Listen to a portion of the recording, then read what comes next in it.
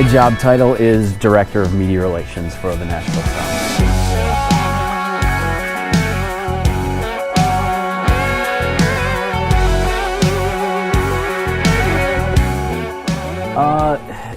Well, it depends. There's pretty much two kind of seasons, I call it. There's an in-season for us, which is from pretty much the beginning of April to mid-September, depending on how far the team goes.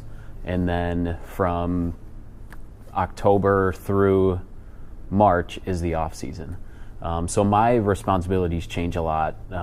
During the season, I'm working with our players, trying to find out their background, their stories that we can pitch to the local media. We're putting them out there in the public eye. More so in the off season, it's more of what are our plans coming up and how can I integrate that with getting the attention of the media, the newspapers, the television stations, bloggers, things like that. How can we create our own content? That's a big thing that we do now just because of the different options in Nashville. It's tough to gain the media's attention. Right. So we do a lot of our own creative content now, and we're trending more towards that for next year also. On a game day, it's a long day. I'll typically, if we play at 7 at night, I'm getting here around 10 or 11 in the morning.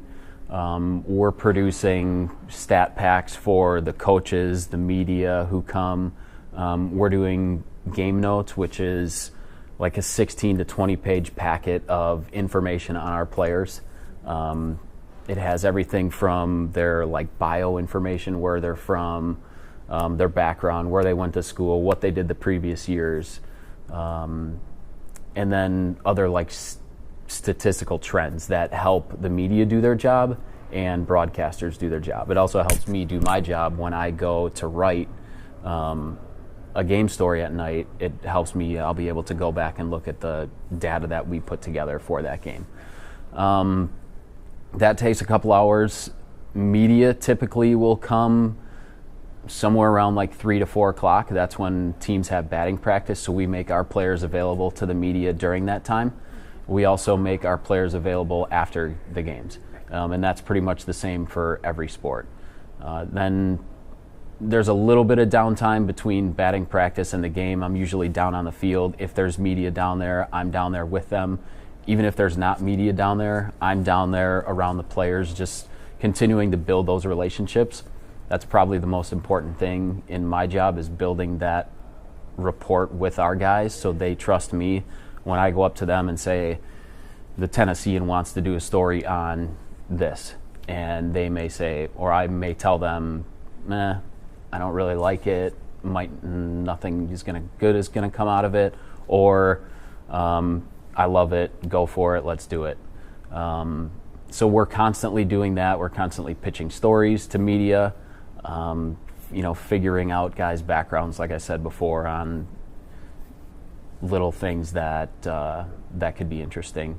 We go through the game. During the game, I'm in the press box, making sure the media has everything that they need. And then we're writing our own game story throughout the game. That goes on our website. It also gets pushed out to, there's probably 100 to 125 different email addresses that we have that are from TV stations, radio stations, newspapers, that we push out that information. That way, if they're not here, they still have what happened here that night, and they can run it on their radio stations, on the TV, in the newspaper and things like that. So we'll wrap up with our game story. We'll put it online. We'll finish up our social media, which we're always doing throughout the day. It's a constant thing, and that's pretty much it. And we'll rinse and repeat for each game. The highlights is definitely the relationships that I've built with people throughout my 7 years and going into my 8th year.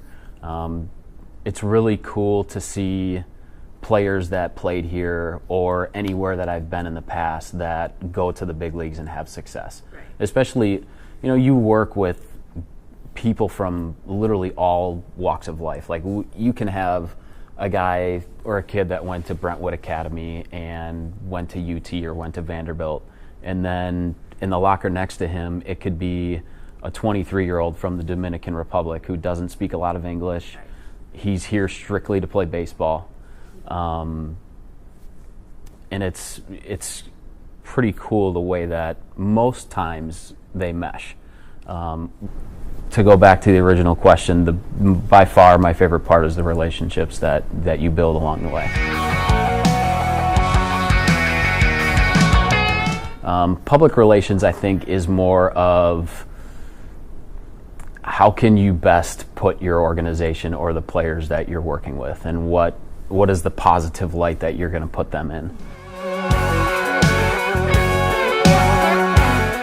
I think we just have to be really good at our jobs and to find those stories that somebody's going to be interested in. Okay. We know at the end of the day that the media is going to be here for opening day. It's the busiest day of the year, but how can we get the media back the next week and the next day? So that means my job is to find those interesting stories about our players that people are interested in, and that TV stations will come and they'll sit down with them for a half hour and do something on. And it might not even be a player, it could be a staff member. We've had that before where, you know, a TV station follows one of our head groundskeeper, a day in the life of the groundskeeper. What is that like? So as long as we do that, and I can live with sometimes not getting coverage, as long as I know at the end of the day we put our best foot forward to give them the opportunity to come here. Do you hear that sound? Feel that beat? Hearts pumping that adrenaline. It's that time to get loud. We're filling up the streets. They're gonna hear us out in Georgia all the way to California. It's a steady rush, you can't see or touch. Cause we're taking this town and we're turning it upside down. I'm talking about that sound.